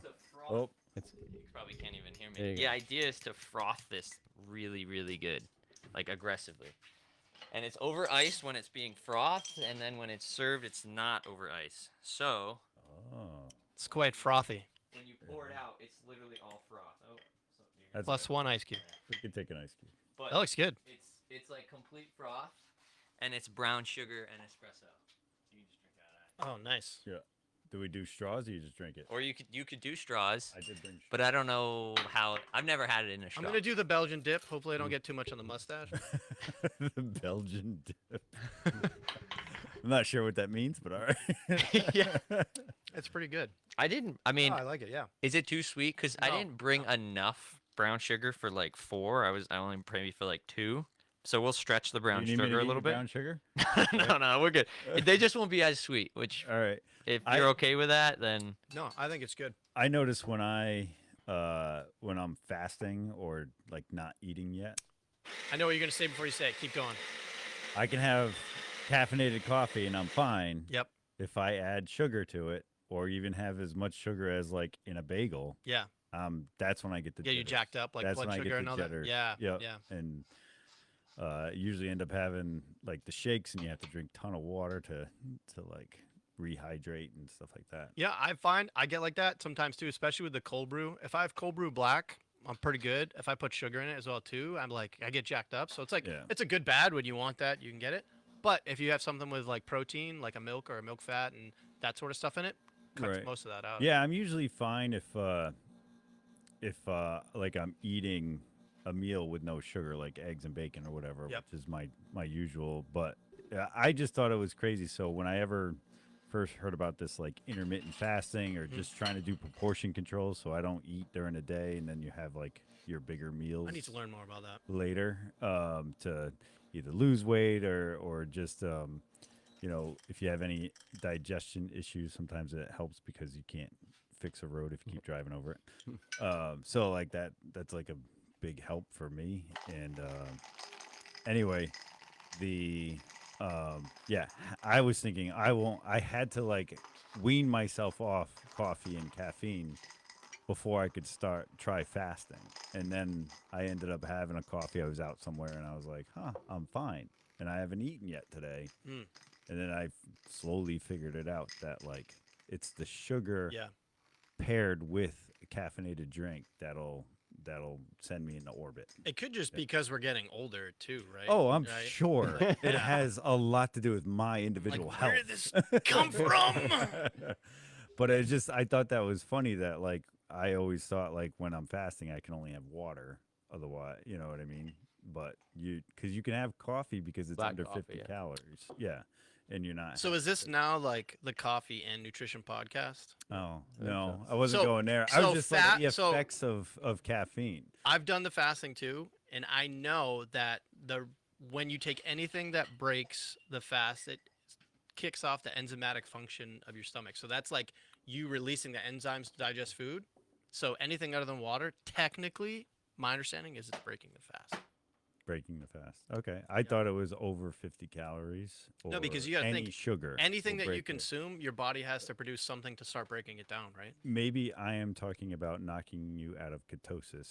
And not That's probably what you're talking That's about. probably Yeah. what I'm probably Yep. confusing it. So take this as zero medical advice. Yeah, we're not or- nutritional guys. Or legal advice for that matter. Yeah. Just get that out of the way. Yeah. Hey, I actually have a nutrition's license. Oh, okay. Oh, I'm not even alright, kidding. but- Like Is I the got, enzymatic function correct? I'm pretty sure I heard that on I got it like podcasts 4 with years much ago, smarter so people. maybe you don't trust me anymore. I never actually practiced with it, so it was like only for my own good. Nice. Yeah, it's interesting rabbit hole to go down, and Yeah. for me, it's more about like trial and error. Okay, that hurts. All right, that doesn't hurt. Okay, that makes Yeah. me feel better. That makes me feel worse. You know. what I Hey, but mean? it's good to know you got Just kind that of like- second tank in your back pocket. Mhm. If I have a coffee with some sugar, I just run through some walls. You know, it's For me, I end up feeling unhealthy. Oh, okay.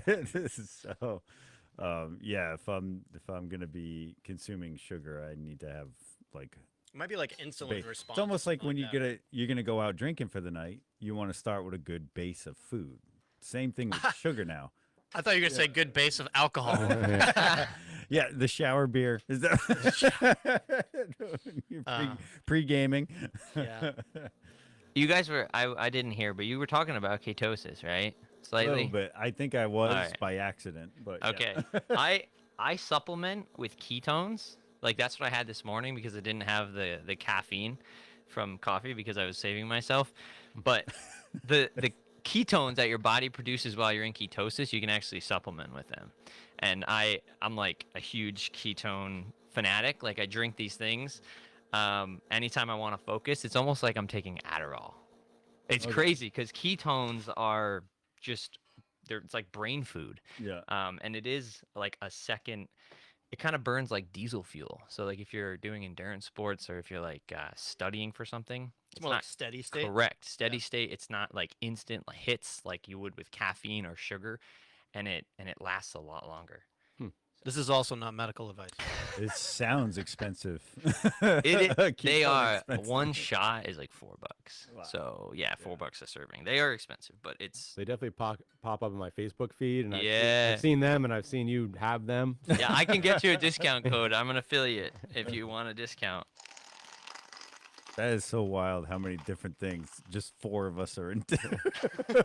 Yeah, and my brother and I always called ourselves like our hobby was collecting hobbies. Yeah. And I got like a rack of different things. And I know my wife is super pumped about it, but my buddy's finally convinced me to get some golf clubs this year. So I've been hacking out on the local courses, and Yeah. I'm pretty into that right now. So, but it's not taken away from coffee. So any of my coffee fans, customers, visitors, we're still doing coffee. Coffee's the one that's stuck, I think, with me because I just find it so interesting. Yeah. There's a part of me that doesn't want to go in the back area of like coffee roasting or beer brewing. The nerdy part. Like I don't want to like go there and be around the equipment and be like, all right, now I got to get some equipment. Yeah.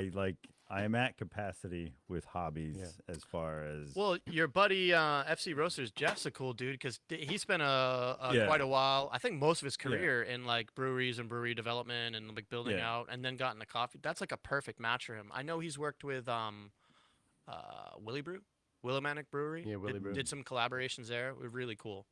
Those guys are great too. Yeah. Good. that. It's all like food science stuff, you know? Stupid sweet. Super. What did I? Stupid. Is it? It's sweet. It is sweet. I think so. No, it's just But, a touch. I think it's yeah, it's it's good. good. Yeah. All right, I'm gonna make one for myself because I'm very I like it. curious with this level of sugar that I've been giving you guys. That's Yeah. good. While we're Yeah. doing that, do we want to give away the shirts? Too? Yeah. Yeah. So I brought in a bunch of shirts for you guys. I brought in 4 so we could cover everyone plus your bud who's not here right now, Kyle. Yeah. Kyle. So I got Who's not listening This either. is XL. Kyle. Only because I know him. So who's a large? Yeah, you're a large.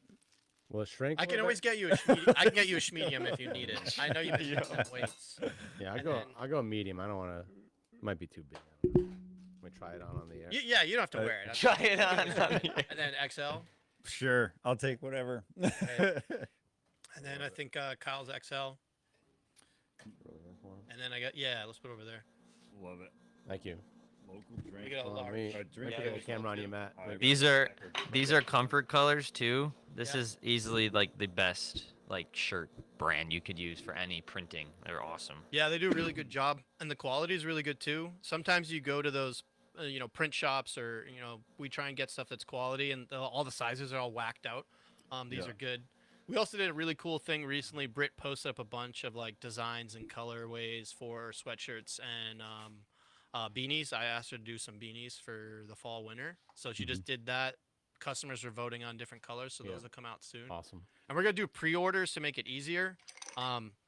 As with everything, merch has gotten crazy expensive, but we want to offer that for everyone that comes in the shop. All our baristas always asking for shirts and hats. I don't know if you guys saw our dad hats we had before, the yellow, black, blue, brown, green. We had them all with 2 dogs on them. Oh, wow. And the outlay of cash for that stuff is actually quite a bit. So we're trying to do pre-orders this time, pique some interest, and then get everyone all the custom perfect sizes that they want for all this stuff. Should be cool.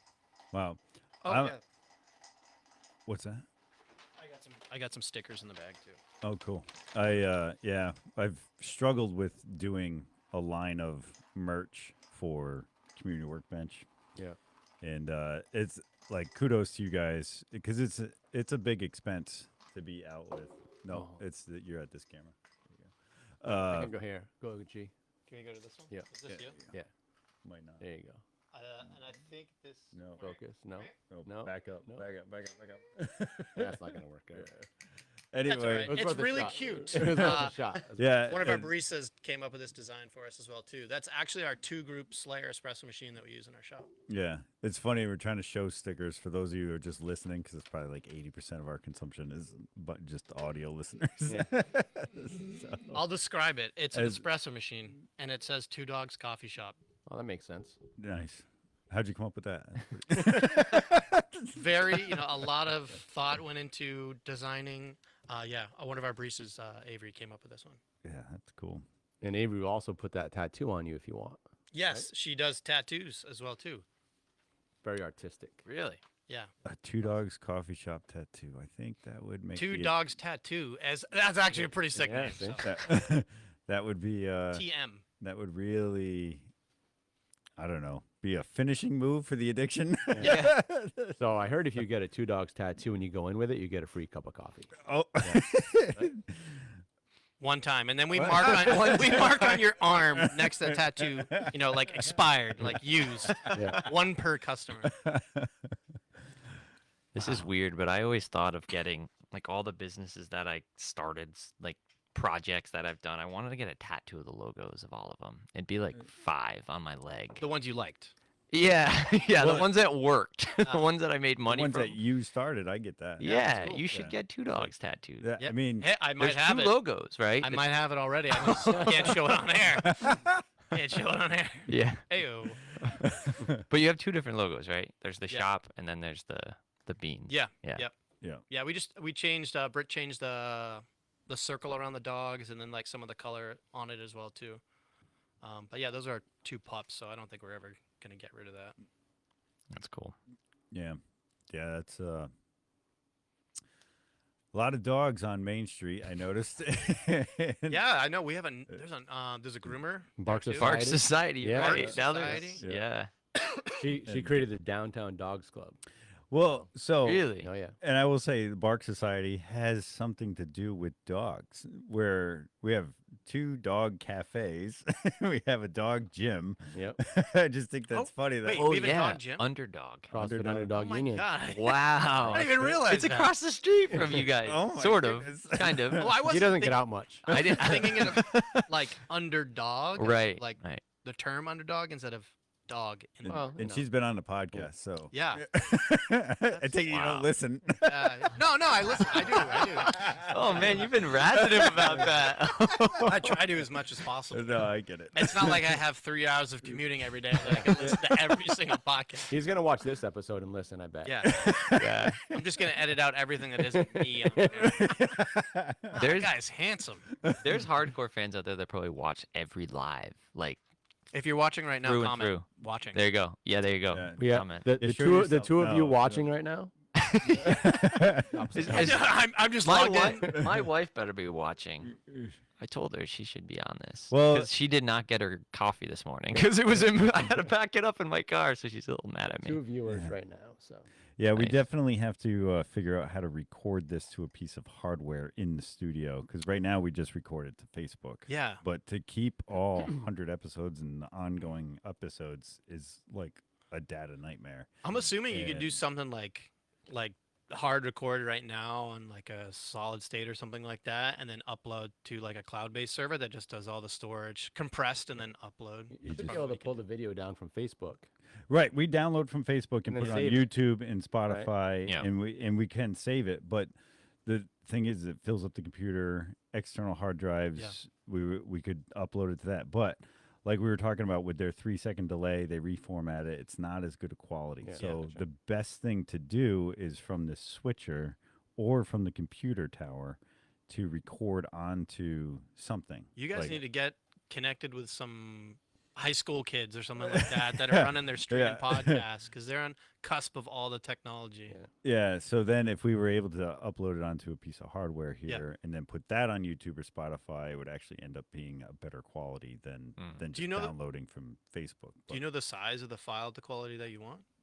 I don't Okay. know. Reach And out to. You've already said a few words that I'm Yeah, maybe we can we'll just chit like- chat about it afterward. but- I kind of have some. I Yeah. used to be like a really nerdy gamer, And- so I have some of that yeah. computery knowledge. But yeah, and for me it's really tough. Like I have to get the manual and sit down with the switcher and just like wrap my head around it. And I know it's going to take at least a day. that's or not two. for you. You're the talent. And then You're supposed to be doing that. Oh boy, if I'm the talent. Jeez. No, actually, I feel like the real content is on that side of the bench. It's like what we learn from them. Yeah, but you drive it. Guys. Well, You I know, asked, like I when asked you simple think- questions like, "Where do you come from? Well, it's still I mean, What like name is Yeah. who you? How'd you get your name?" Yeah. like when I think of Joe Rogan, he is very talented. Like there's the way that he produces a podcast and keeps conversation going, and it stays natural, right? And you do that. You do that. Well, thank you, but his recall is way better, and maybe it's because he does 4 or 5 a week or Yeah. whatever. But like some of the stuff that he recalls from like the scientists and stuff Oh, that are yeah. on, it's just like He's taking ketones. Off. Well, yeah, he's yeah. so dude. Listen, he is on ketones and he's on a lot of other stuff. Like he sells like a brain pill I bought it before. Yeah. Of course. Oh yeah. Alpha Yeah. Nootropics? Yeah. Alpha Brain. male, Alpha Brain. Alpha Brain. Alpha Brain. Yeah, yeah. What did I? Did And I he say chooses Alpha male? And he chooses Neurogum. Yep. Neurogum He's like- going and I mean, there's something to that. Like, So I, I've had Alpha Brain. It's actually up in my cabinet, but you have to have a good meal, otherwise it rips up my stomach. oh yeah, So like, it's timing it is like I didn't like is it. tough with my schedule. Yeah. And then yeah, Neurogum is delicious and also pretty Yeah. expensive. So like all these supplements are probably really good for you, but me, I lack the discipline to like keep taking them because of the effects that they have. You know what? versus- You got to stop by Two Dogs and ask for a dirty matcha. So you get the caffeine, which is neuroprotective, and L-theanine, which helps regulate cortisol and stress. And that comes in green tea. Dirty matcha. Nutritional advice. there you go. All right. That is nutritional advice. From Stamp it. Dr. G. Dr. G on the ones and twos. No, and thank you for God comparing me to Joe Rogan. The best podcaster in the world, right there, dude. You guys are like 1-2, I think, on Spotify. He's gonna You're have you one- on soon. You're one awesome episode with a really handsome coffee guy away from like rocking it with Joe Rogan. Oh my God, we're right there right now. I'm telling you, when these two viewers on right now share this, Yeah, it's going to the moon. next level. Nah, all joking aside, I think I think I said it to you when we did that podcast, the third or fourth episode, that like I just think this is a really cool concept. Yeah, Getting people together, talking about local community. We want to support local community. We buy as much as we can. If I could buy Pomfret gas from a Pomfret person instead of, I would. Like, we want to support all that. And I think this is a good step for communicating about that because, like, people probably don't know about us, even though they drive by, or know about any of the multitude of other businesses you have Yeah. on. And there's some really cool stories here.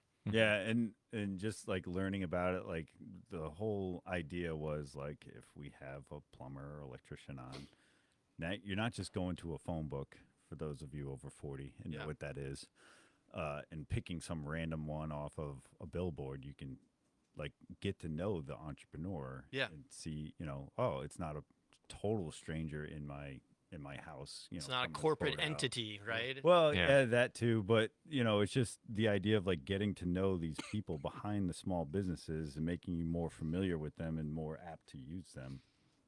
Yeah, my big dream for the show. I mean, we've already hit some really amazing milestones. I've heard stories of, local contractor Brandon Long. He called me and said, a girl saw me on his name was recommended to him from Eastford Building Supply, who he frequents all the time, and I love those guys out there. Shout out to Eastford Building Supply.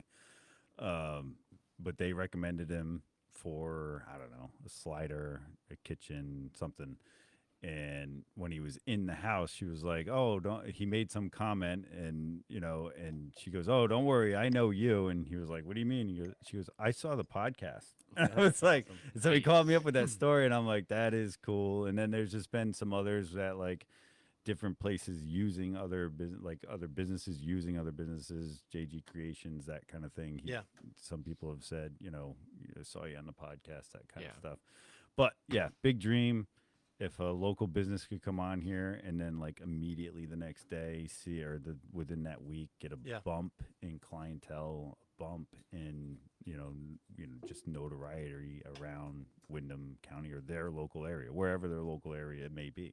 Yeah. Even if we have somebody on from wherever, What they're going to what be number is local to this? somebody. This is 98. Nah, Wow. damn What do you it. got? Wanted planned for 100. 100. You got something big? They say that. No, I was gonna say that. They say that if you get to 100 podcasts, like you make it to 100 podcasts, then like it's gonna be pretty sustainable that it continues to go forward. That's like Yeah, what are you That's doing like- for 100? the toll gate. Do you have a plan? So I have. It's funny because I have a guest. They are, I think, third generation carpenters coming on. They're brothers, and they're hilarious. And I don't want to.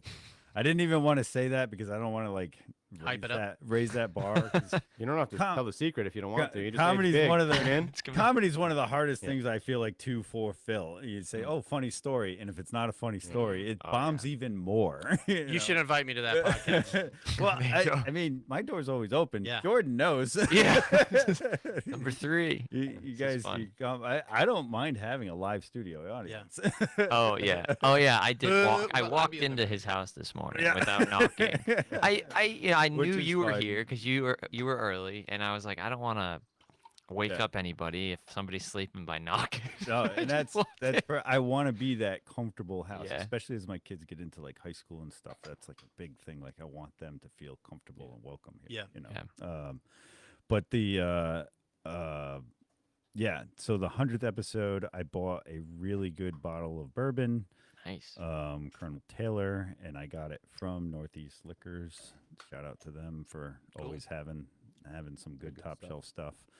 And yeah, I mean, it's funny because they're semi-retired and they don't want their number being shared. Wow. so funny. I don't know. I just thought it was cool just that they're, third generation, carpenters.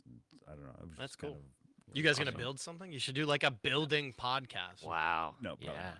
Probably Raise a not. barn. We're gonna build a hangover for the next one. Yeah, and I don't know. I went back and forth with it. I was like, how special do you make it, or do you just have a certain toast during it, or do we, yeah, I wasn't like I could go either way as to how special it becomes, but yeah, it's been a fun ride. And then our 2-year anniversary is coming up in November. Yeah.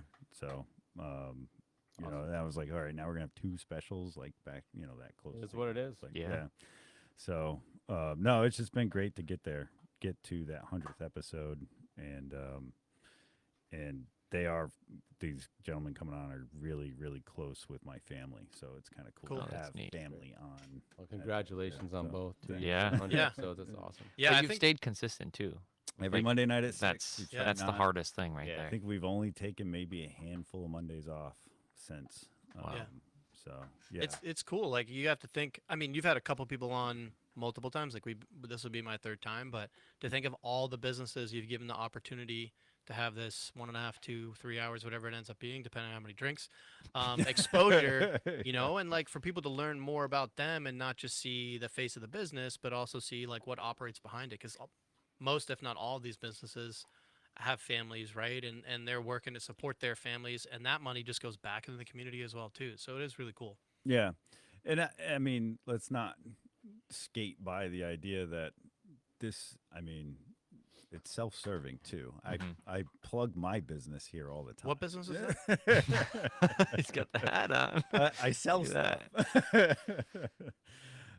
Yeah, the real estate thing has been a huge blessing to our lives. The flexibility of the hours, so I can take care of the kids and be the coach, be the Yeah. leader with scouts. Yeah, look and at stuff that. like There it is. There Thanks, is. buddy. There he is. It's a good, Just switch it it's a over good here. plug. And then, like when you get into real estate, like everybody, there's so many businesses that will reach out marketing, like, oh, you got to do this and you got to be on social media. You got to be making a post every day. And I was like, I really don't want to do that. Yep. But this has made me consistently on the internet. Yeah. So Mm.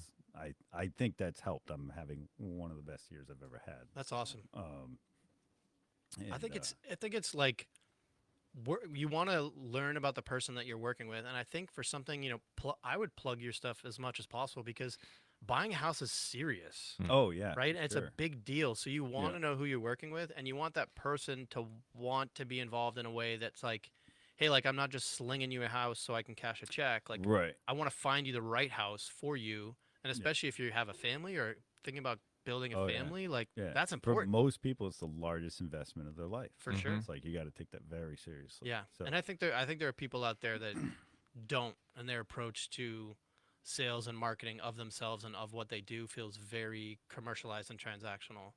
yeah, you could know? be. Yeah, every realtor is different. Every Yeah. transaction is different.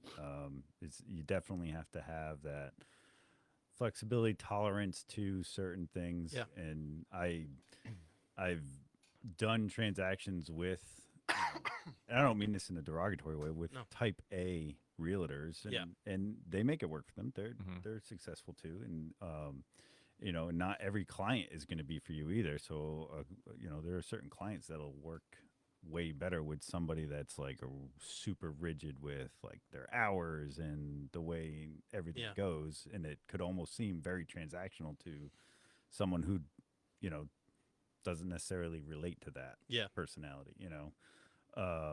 But yeah, I just like going from contracting where you're on the job site at 6:30 in the morning till 4, whatever, whenever your last sub or your employee or you get done. Sometimes you have a deadline to make, or there's a storm coming in, you got to close the roof and you got to be on there till midnight, whatever, closing things up.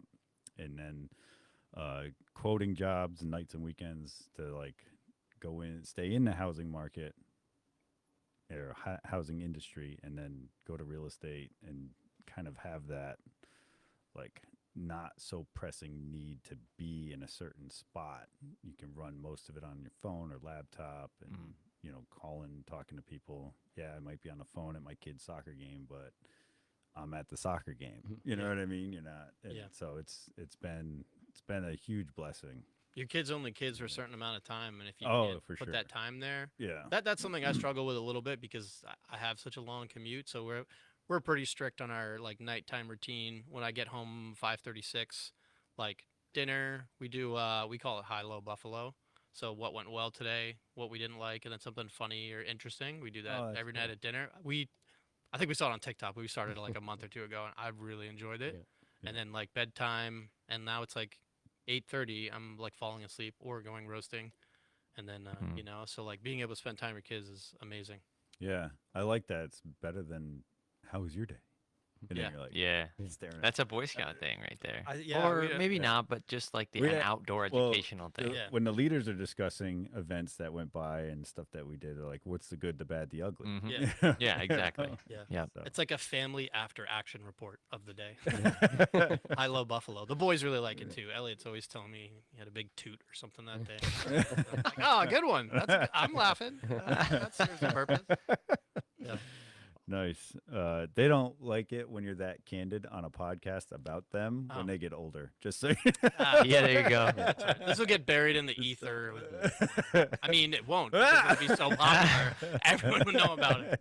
Wow, you went from one like, oh, this is gonna go Wah, wah, viral wah. to oh, we're gonna No one's bury gonna this see one.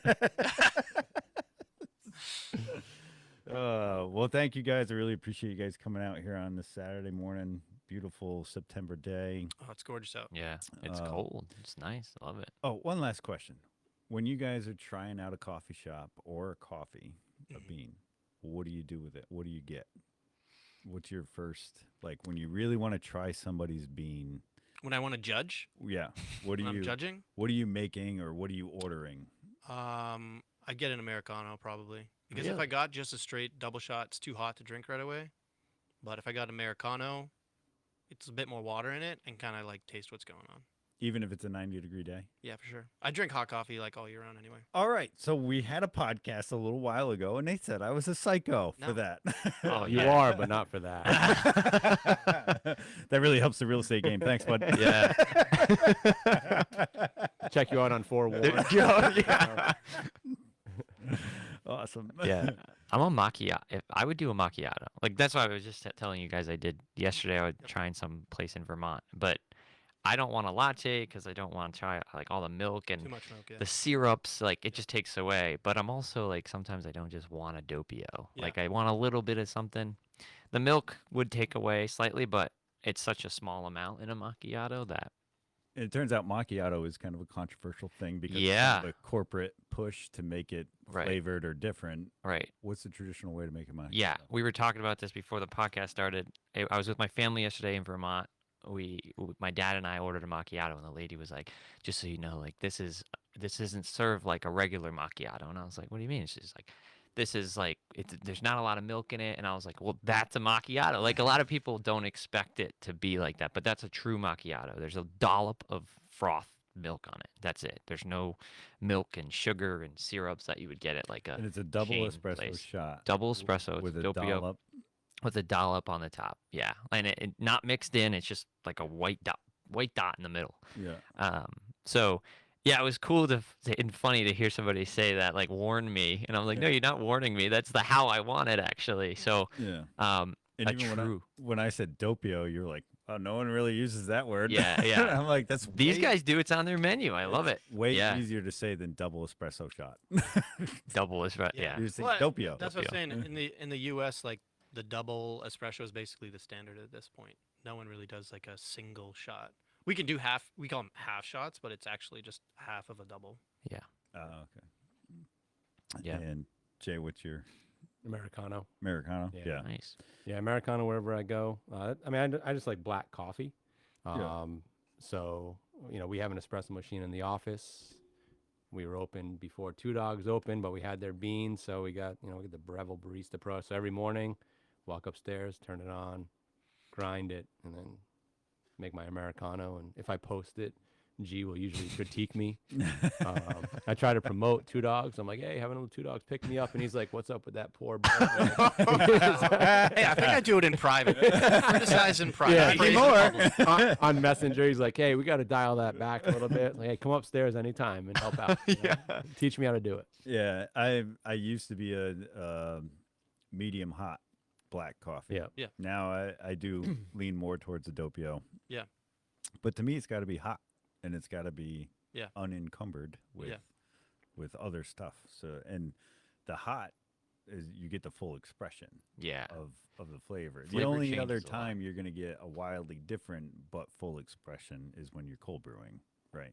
Yeah, the only thing. even when that- it's super super hot, Yeah. you can't taste everything that's going on. So like, I always wait for it to like just like take the edge off a little bit, because like straight boiling, you singe and all that stuff. Well, so to me, isn't Americano like boiling water poured into a doppio? Yeah. So to me, a doppio should only be served at 200. Yeah. Right. But you just let it And then cool out a just little bit. Let it cool. The longer you let it sit, it will typically get sweeter, like almost chocolatey. But you don't want to let it sit too Yeah. long. Yeah. And if you put it in the fridge and let it rest for a few hours, that's how we do like our iced lattes, rested espresso. Yeah. It actually is like very chocolatey. I like it. It's good. Okay. Yeah. To me, yeah, when it comes out hot, I usually just pull off the crema, and then Mm. talk. Try to- mixing it in. No. I can't do it, man.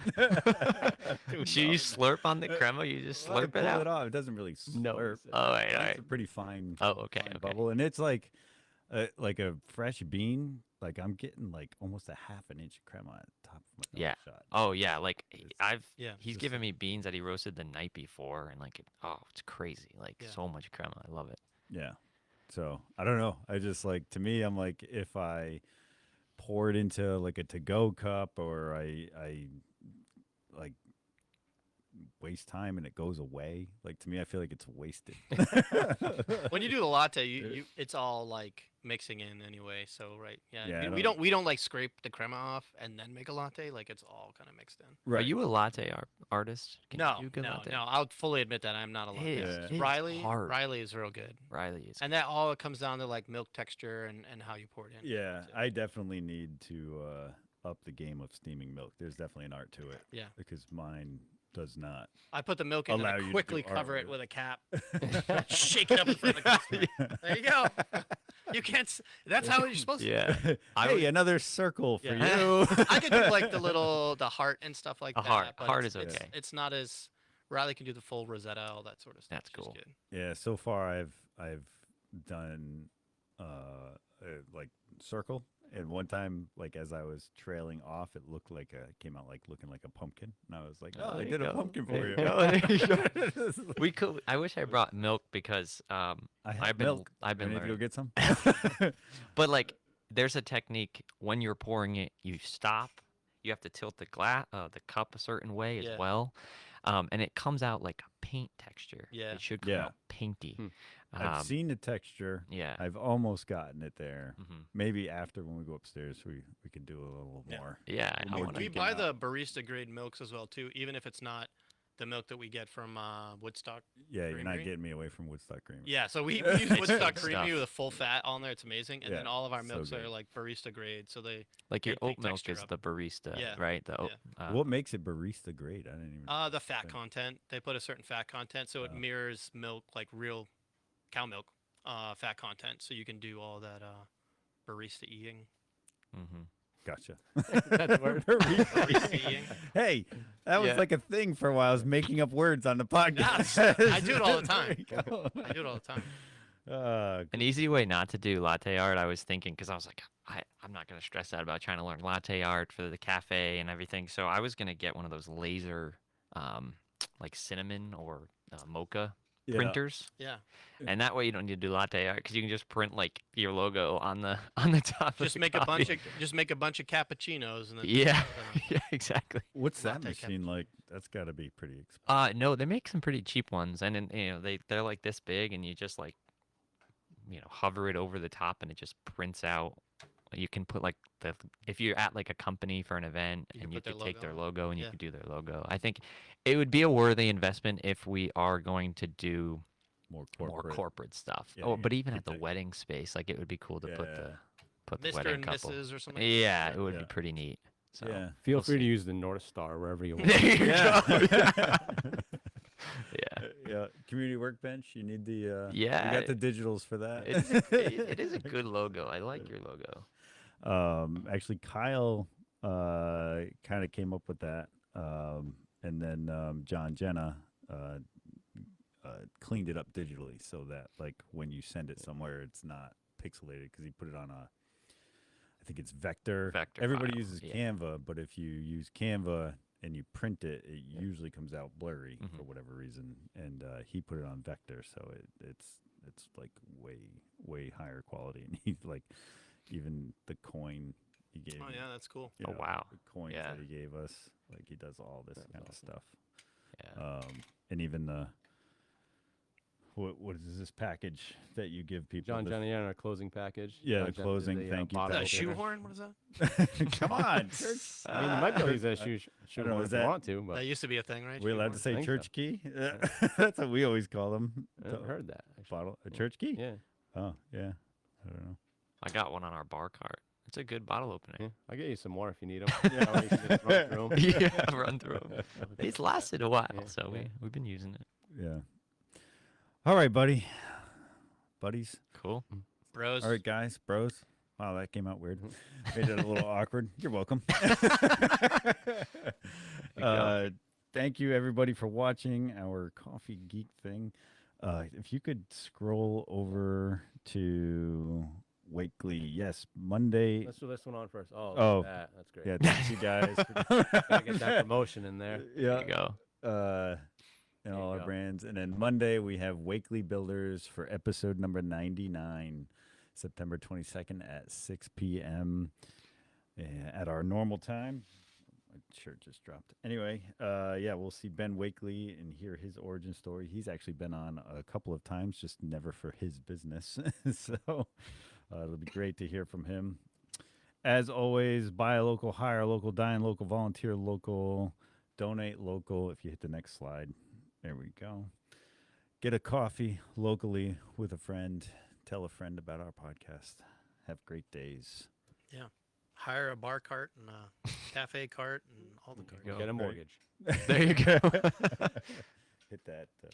Right here? Yeah, and nice.